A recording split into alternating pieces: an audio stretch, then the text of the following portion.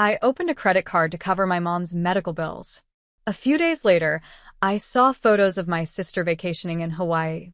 When I asked where she got the money, she smirked. Thanks to your credit card. Don't worry, I only spent $100,000. I laughed and said, my card only has $100. Did you check the name? That's when my mom pulled out my gold card, the one I thought I lost last month. My name is Taryn Ellis. I'm 29. And if you think you've heard this story before, stay tuned. What happens when betrayal doesn't just steal your money, it steals your face. It started like this. Mom needed surgery. Nothing cosmetic, a real emergency. Hospital bills, prescriptions, aftercare, the works. She said, we just need a little help until Medicare kicks in. So I opened a card. Small limit. Under my name. Carefully controlled. But that wasn't the card my sister used. No, that one was gold. High limit. Hidden under paperwork I hadn't looked at since college. I froze when Mom pulled it from her purse. I thought it was mine, she said, voice as brittle as dry leaves. It has my name on it, I replied. She blinked. Didn't apologize. Didn't even look sorry. That night, I checked the balance. $103,421.88. All posted under luxury brands, resorts, flights. Then I checked the IPs. Every single charge came from a beachside Airbnb in Maui. My sister had been tagging herself in photos, geotags, and cocktails, like she wanted me to find it. But she made one mistake. She thought the card was under my name. It wasn't. It was under my business. And she just committed six-figure fraud against a registered LLC. With insurance. And a lawyer on retainer. Game on. The gold card wasn't mine, not in the personal sense. It belonged to the LLC I built from scratch. Ellis Social Strategies. A marketing consultancy with real clients, real liability insurance, and a business account flagged for fraud protection. Which meant every cent she spent. It was now an official financial crime. I closed the card, filed the report, then made a phone call I never thought I'd make. To my corporate attorney, Maya Hensley. She didn't gasp. She didn't flinch. Just said, you want civil or criminal? Both, I whispered. She nodded like I'd said I wanted oat milk in my coffee. Then she walked me through the plan. First, we'd alert the card's issuing bank. Business fraud, family perpetrated, fully documented. Then we'd pull every receipt, every transaction log, every geostamp charge. And we'd use it to file a claim, one that'd trigger a federal inquiry if the amount exceeded $50,000. It did.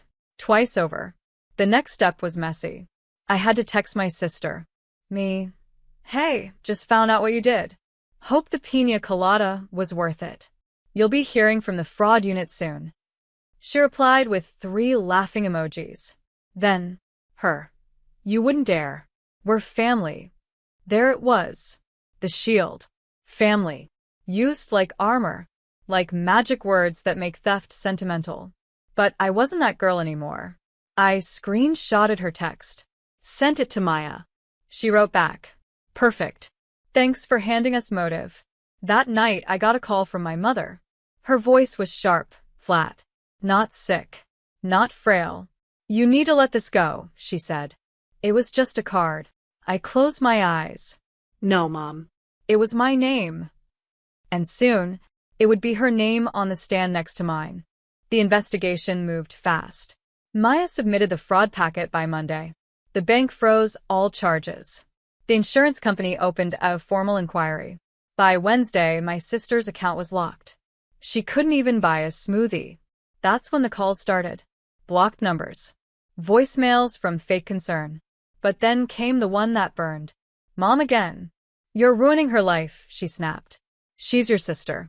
She made a mistake. I stared at the ceiling. Stealing $100,000 isn't a mistake, I said. It's a felony. She only did it because she thought you'd say no. I did say no, I whispered. She just didn't care. There was a pause. Then the softest threat I never saw coming. You know, if you go through with this, the family will have to pick sides. And just like that, it wasn't about right or wrong anymore. It was about loyalty. But the word family stopped meaning safety a long time ago. I opened the private folder I kept on my drive, the one labeled for when they forget. It held years of screenshots. Bank transfers I never got back. Messages where I paid for rent, tuition, and bail, all quietly. All because you're the responsible one. I selected the most damning ones. Sent them to Maya. We attached them to the fraud case. Built a timeline. A pattern. A history. This wasn't a single act. It was the latest chapter in a novel called Use Taryn Until She Breaks. That evening, I posted one sentence on my business's Instagram. Sometimes, the only way to fix what's broken is to stop letting people who shattered it hold the glue. The comments poured in. And that night, someone egged my car, cracked the windshield. I filed the report. Then I ordered security cameras. The windshield cracks spidered outward, like the truth itself, splintered, visible, irreversible. I knew who did it. Not directly, but by instruction. My sister had always been too pretty to dirty her own hands. She preferred damage by influence. But I had receipts. And now, I had footage too. The camera caught a shadow. A license plate. Wes forwarded it to law enforcement. And with that, the game stopped being quiet. 2 days later, my sister was served. Officially. Legally. A fraud complaint backed by corporate counsel. She showed up at my doorstep the next morning. Didn't knock.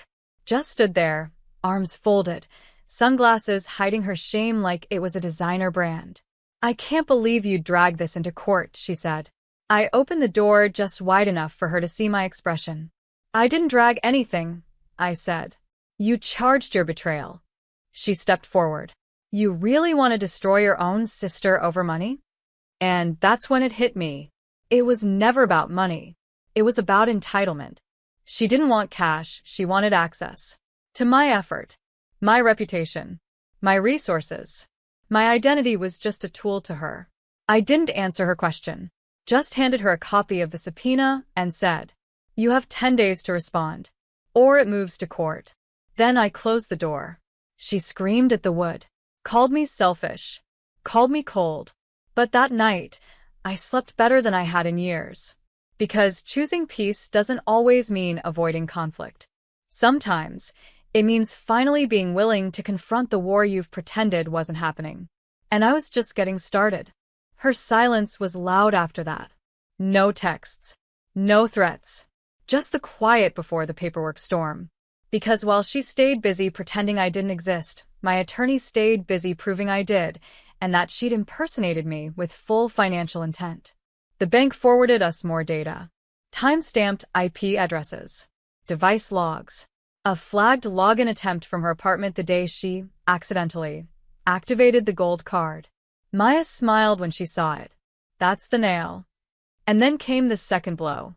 The insurance company issued a formal response. Claim approved. Full fraud protection enacted. Charges refunded. Account cleared. My business account returned to normal, but the case didn't. Because once insurance pays out, the company has the right to pursue the thief for restitution. And now they were. Not just me. Them. She wasn't facing just a lawsuit from her sister. She was facing financial recovery from a billion-dollar insurance provider. And suddenly, she remembered how to beg. I found her email at midnight. Subject: "Please, Taryn." She wrote like a martyr. Said her life was falling apart. Said she was going through things when she took the card. Said mom was sick and she panicked. Funny, she didn't look panicked sipping Mai Tais in Maui. She ended with, "If you drop the case, I'll pay you back. Swear on everything." I replied with one sentence. "Pay the insurance company. They own the debt now." No response. But 2 hours later, I got a new email. From my mother. It read, "What kind of daughter ruins her own family for the sake of proving a point?" I didn't answer. Because what kind of mother lets one daughter rob the other blind? And calls it loyalty? The case went public faster than I expected. I hadn't told anyone outside legal. But somehow, the story leaked, maybe a bank employee, maybe her own guilt.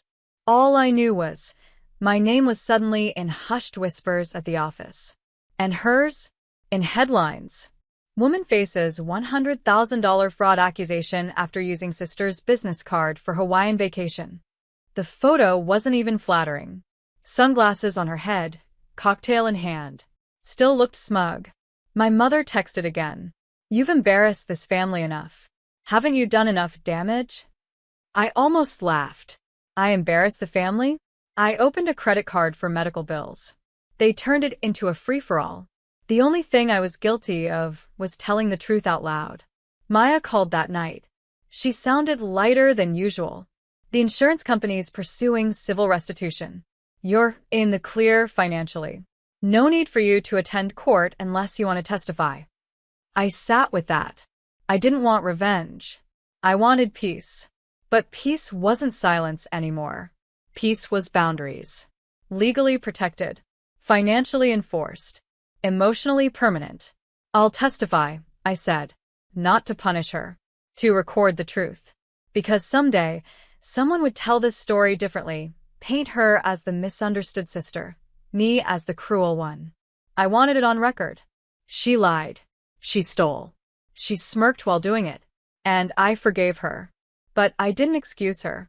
That night, I poured myself tea in the mug she gave me last Christmas. The one that said, "Best sister ever." I dropped it in the trash. Didn't slam it. Didn't cry. Just let it fall quietly, the way all false things should. And in that silence, I felt something I hadn't in weeks. Freedom. The courthouse was cold. Not just the air, but the energy. My sister sat across the room, flanked by her lawyer and draped in fake humility. No more sunglasses. No more beach selfies. Just a beige sweater and a carefully chosen frown. She didn't look at me once. The judge asked the usual questions. Maya handled most of it. But when the prosecutor asked if I'd like to speak, I rose. Not with rage. With clarity. I'm not here for revenge, I said. I'm here to reclaim my name. I told the court about the bills I paid. The card I opened for a mother's care. The moment I saw the Hawaii photos. And how the laughter in those pictures sounded louder than any apology ever sent. I ended with this. She didn't steal money. She stole trust. She took my face, my credit, and wore it like a mask to buy a vacation. The courtroom stayed silent. And when I sat down, I felt no fear. Because this time, I hadn't swallowed the betrayal. I'd spoken it. The ruling came swiftly. She was ordered to pay restitution, not to me, but to the insurance company. Her assets would be monitored. Any attempt to open new lines of credit would trigger a report. Legally bound. Publicly documented. Financially cornered. Outside the courthouse, I walked past her. She whispered, "Are you happy now?" I stopped. "I'm whole now." She scoffed. "You think this makes you better than us?" I turned fully, looked her in the eyes. "No," I said. "It just makes me free from you." Then I walked away. That night, I closed the last tab on my laptop. Fraud reports. Bank statements. Insurance claims. I clicked archive. Then I opened a new one. Labeled it. Boundaries. Do not share. Closure didn't come in court. It didn't come in payouts or frozen accounts. It came in quiet choices. I blocked her number. Deleted my mother's contact too. Not out of anger, but necessity. Because healing isn't a door you open for guests who set your house on fire. The weeks that followed were calm. Uneventful even. No more emergencies. No more fake apologies wrapped in birthday invites. I used the refunded funds to hire a financial advisor. Open new business accounts with tighter protocols. Set alerts for even the smallest charges. I'd learned that betrayal doesn't always wear a ski mask. Sometimes, it wears your last name. One afternoon, I walked past a jewelry store. In the window, a gold bracelet. Simple. Clean. Mine. Not the one my sister once borrowed and never returned. Not the one I found in her Instagram photos 3 years ago. This one? Bought with my own card. With my name embossed on the receipt. As I slipped it on, I remembered something my grandmother used to say. The people who love you shouldn't make you prove it. I used to think that meant I had to earn love. Now I understood. Love isn't tested through sacrifice. It's revealed when sacrifice isn't needed. I walked home, bracelet light on my wrist, phone silent in my pocket. At my front door, I paused. No broken glass. No eggshells, real or emotional. Just space. And peace. And a version of myself I hadn't met in years. Whole. Unapologetic. And finally unhooked from the belief that forgiveness means reunion. It doesn't. Sometimes forgiveness means closing the ledger, not forgetting the debt, but choosing never to let it drain you again. And this chapter?